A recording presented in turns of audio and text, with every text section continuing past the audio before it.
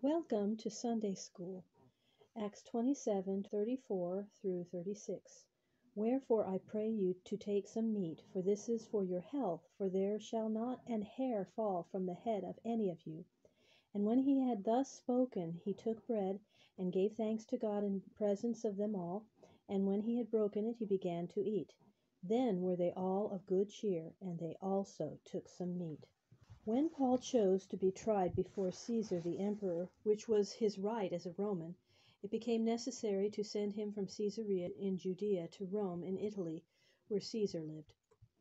In those years there were no ships sailing at regular times from city to city, but people who wished to go places over the sea waited until they could find ships with loads sailing to those places. Paul and some other prisoners were given into the charge of a Roman centurion or captain named Julius to be taken to Rome. Julius found a ship sailing from Caesarea to places on the shore of Asia Minor, which would take them a part of the way to Rome. He took Paul and the other prisoners on board this ship, and with Paul went his friends, Luke the doctor and Aristarchus from Thessalonica. Perhaps Timothy also accompanied them, but of this we are not certain.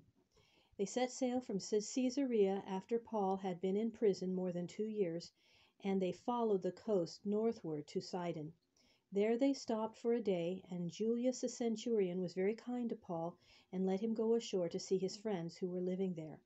From Sidon they turned to the northwest and sailed past the island of Cyprus, and then westward by the shore of Asia Minor. At a city called Myra they left the ship and went on board another ship which was sailing from Alexandria to Italy with a load of wheat from the fields of Egypt. Soon a heavy wind began to blow against the ship, and it sailed very slowly for many days, but at last came to the large island of Crete, and followed its southern shore in the face of the wind until they found a harbor, and they stayed for a few days. But this harbor was not a good one, and they thought to leave it and sail to another. Paul now said to them, Sirs, I see that this voyage will be with great loss to the load and the ship, and with great danger to the lives of us all. And he urged them to stay where they were at anchor. But the owner of the ship and its captain thought that they might sail in safety. And Julius the centurion listened to them rather than to Paul. So, when a gentle south wind began to blow, they set sail once more, closely following the shore of the island of Crete.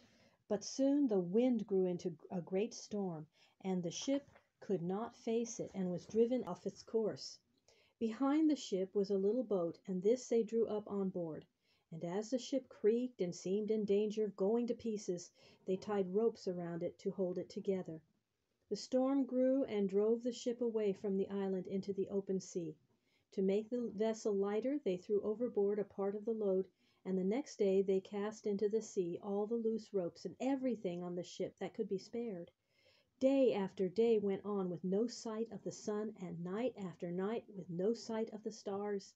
The great waves rolled over the ship and beat upon it, until those on board hardly hoped to save their lives. In their fear for days the men and the prisoners had eaten nothing. But in the midst of the storm Paul stood up among them and said, Sirs, you should have listened to me and not have set sail from Crete, for then we might have been saved much harm and loss. But even as it is, be of good cheer, for though the ship will be lost, all of us on board shall be saved. This night there stood by me an angel of the Lord, to whom I belong and whom I serve, and the angel said to me, Fear not, Paul, you shall yet stand before Caesar, and God has given to you the lives of all those who are sailing with you. Now, friends, be of good cheer, for I believe God, that it shall be even as the angel said to me. But we must cast upon some island. When the storm had lasted 14 days, at night the sailors saw that they were coming near to land. They dropped down the line and found that the water was 120 feet deep. Then, after a little, they let down the line again and found the water only 90 feet deep. They were sure now that land was near, but they were afraid that the ship might be driven upon the rocks. So they threw out from the stern or rear 4 anchors to hold the ship, and then they longed for the day to come. The sailors let down the little boat, saying that they would throw out some more anchors from the bow or front of the ship, but really intending to row away in the boat and leave the ship and all on board to be destroyed. But Paul saw their purpose, and he said to the centurion, "Unless these sailors stay in the ship, none of us can be saved." Then the soldiers cut away the ropes of the boat and let it fall off, so that the sailors could not get away. And as it drew toward daylight, Paul urged them all to take some food. He said, "This is the 14th day that ye have waited without any food. Now I beg of you to eat, for you need it to keep your lives safely. You will all be saved, not a hair shall fall from the head of one of you." He took some bread and gave thanks to God before them all. Then he broke it and began to eat. This encouraged all the others, so that they took food too. There were in all, on board the ship, sailors and soldiers and prisoners and others, 276 people. After they had eaten enough, they threw out into the sea what was left of its load of wheat, so that the ship might be lighter and might go nearer to the shore.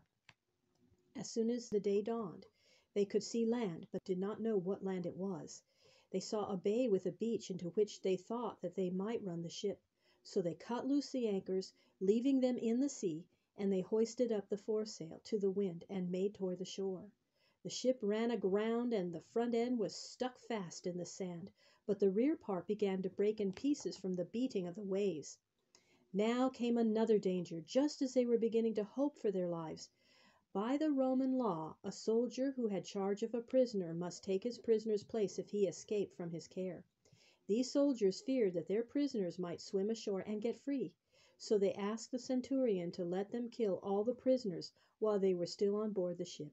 But Julius the centurion loved Paul, and to save Paul's life, kept them from killing the prisoners. He commanded that those who could swim should leap overboard and get first to the land. Then the rest went ashore, some on planks and some on broken pieces of the ship, and all came safe to the shore, not one life being lost. And then they found that they were on the island of Melita, which is in the great sea south of the larger island of Sicily.